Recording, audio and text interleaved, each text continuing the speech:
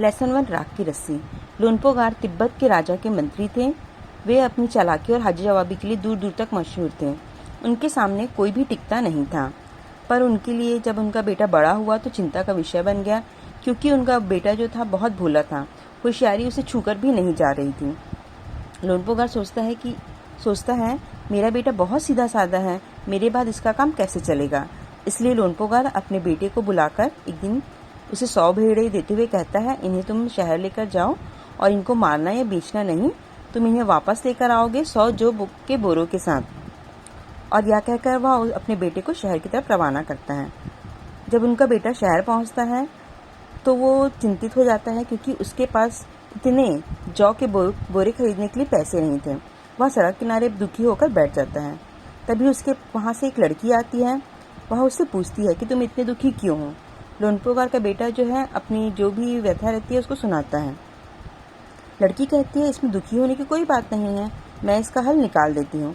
इतना कहकर लड़की भेड़ों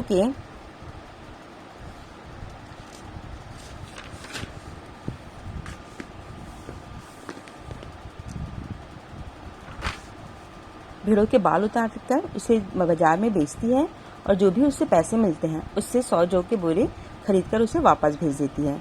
लोनपोगार का बेटा खुश होकर घर जाता है और वह यह सोचता है कि पिताजी खुश होंगे, पर पिताजी उनकी आपबीती पर ध्यान नहीं देते। अगले दिन फिर लोनपोगार जो है अपने बेटे को उन्हीं भेड़ों के साथ वापस भेजता है और इस बार यह कहकर भेजता है कि भेड़ों का बाल उतार कर बेचना मुझे जरा भी पसंद नहीं आया था, तो तुम इन्हीं भेड़ों को लेकर जाओ और 100 जौ के बोरे फिर वापस लेकर आना।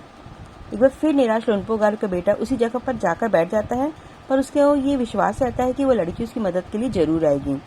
और ऐसा ही होता है, लड़की आती है और वह अपनी जो भी बात रहता है उस लड़की को कहता है।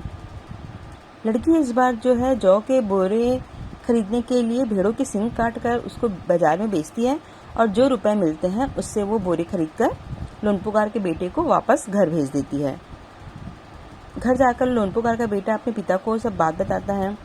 तो लोनपोगार जो है वो अपने बेटे से कहता है कि उस लड़की से कहो कि तुम्हारी 9 हाथ की लंबी राख की रस्सी जो है बना कर दें।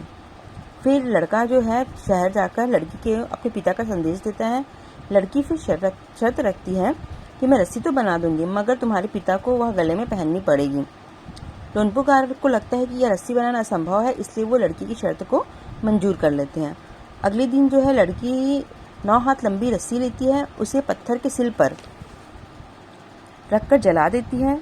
रस्सी जल जाती है और रस्सी के आकार की राख बच जाती है। इसे वह सिल समेत लोनपोगार के पास ले जाती है और उसको पहनने के लिए कहती है।